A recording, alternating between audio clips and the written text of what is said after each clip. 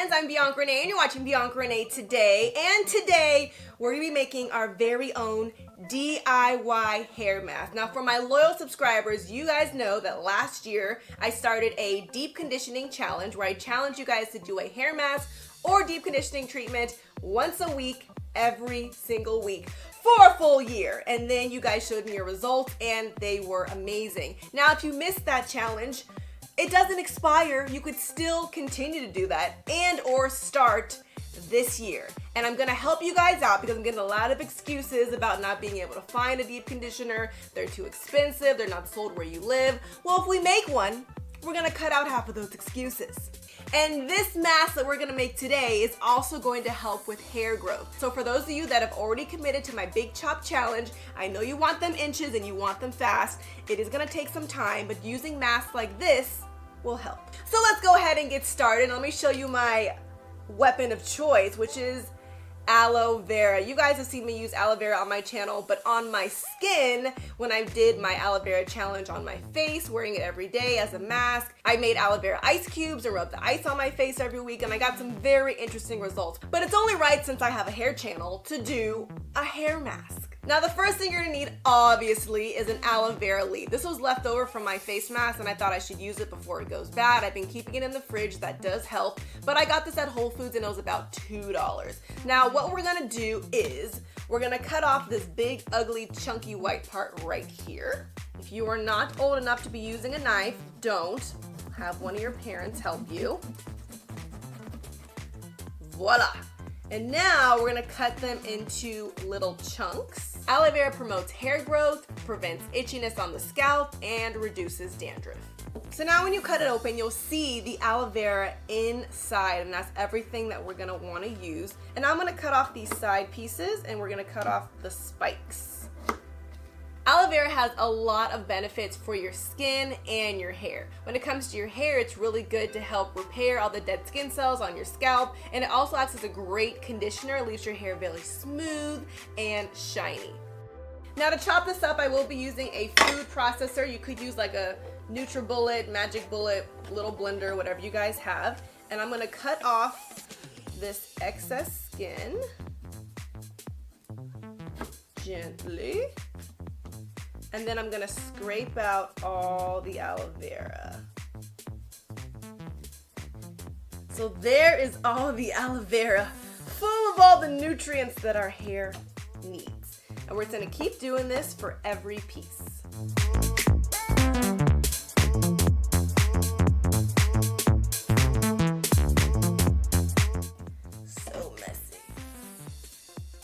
Okay, I think we've got all the aloe vera we need. Now to add to our mask, I'm gonna be using some olive oil. This is 100% pure olive oil. You could use extra virgin olive oil. And I'm gonna use 3 tablespoons of this. Olive oil is another oil that's great for hair growth. Olive oil will help repair damaged hair, prevent dandruff, fungus, and any other scalp issues that lead to flakiness or dry scalp. And now I'm also gonna add a little bit of some Jamaican black castor oil. This is with shea butter. This is by Proclaim. And this is really good to help with hair growth as well, especially for those edges. And I'm gonna do 1 tablespoon of this. All right, now we're going to put on the top and mix it all up.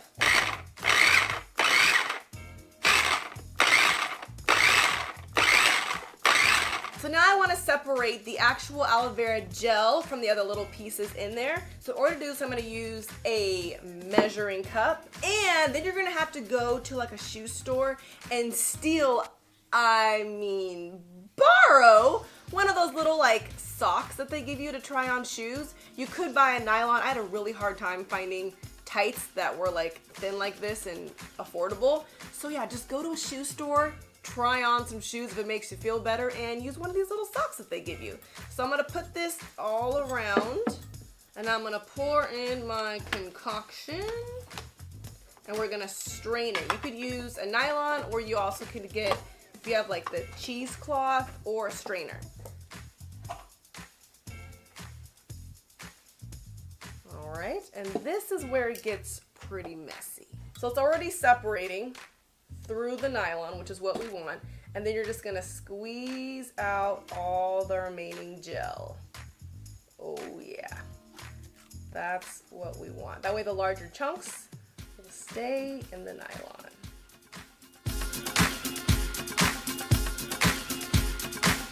All right, that seems good enough. Here is all the excess aloe vera that we're not gonna use.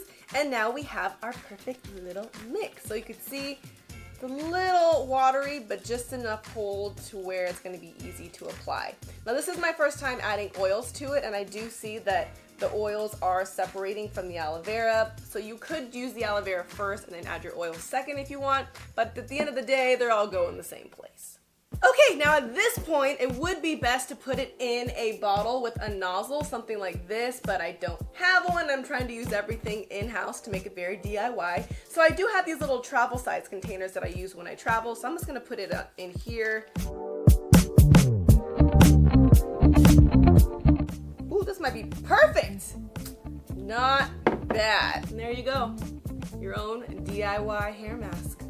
So now let me actually apply this to my hair. Now all the videos I watched, a lot of people like to use it either as a pre-poo or a hair mask, and they're always applying it on dry hair and then detangling with a mask. Now I personally like to always apply my hair mask after my hair has been cleansed and I condition and detangle. That way there isn't any dirt or product buildup on my scalp or my hair. It's clean and it's already detangled, and I thought that's just an easier way to apply the mask. So I'm gonna shake this up a little bit, trying to get that oil to cooperate. And this is really good for your scalp, so I'm gonna start it right on the scalp. Ooh! And here we go, making messes. I guess I should section my hair. You guys know I'm not so good at sectioning. Let's really rub it in there so our hair is nice and shiny.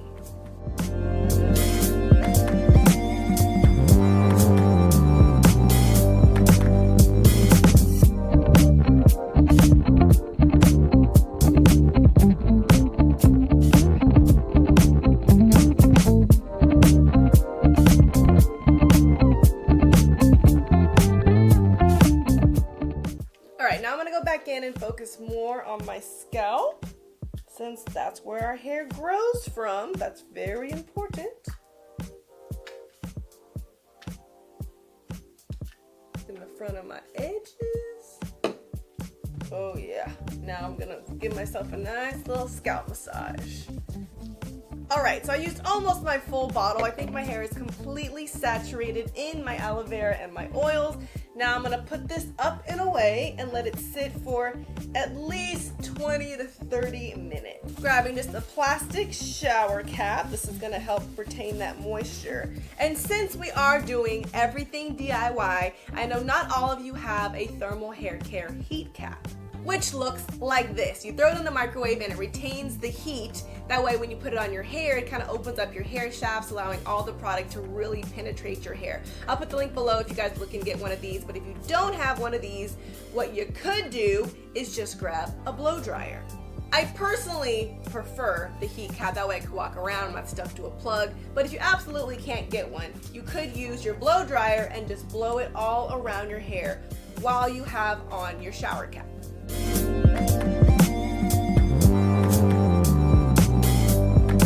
After leaving it on for maybe a good hour, actually I got a little sidetracked, but you know, it's all good. And this is how my hair looks now. So on the top I noticed it's so shiny, definitely more like plump and moisturized than when I first started. I'll show you a little before and after photo. This is how my hair was right before my treatment, just wet, no product. And this is how it looks now after using the treatment. It's shiny. The smell is not there, which I'm glad, because I wasn't really a fan of the aloe vera or the Jamaican black castor oil smell. So water was able to kind of like rinse that out. It didn't have a lingering smell. But at this point, I'm going to add my stylers, come back and show you the final results. So now I'm back after I applied my products, but it's still drying. So I'm gonna have to come back tomorrow and show you the finished results.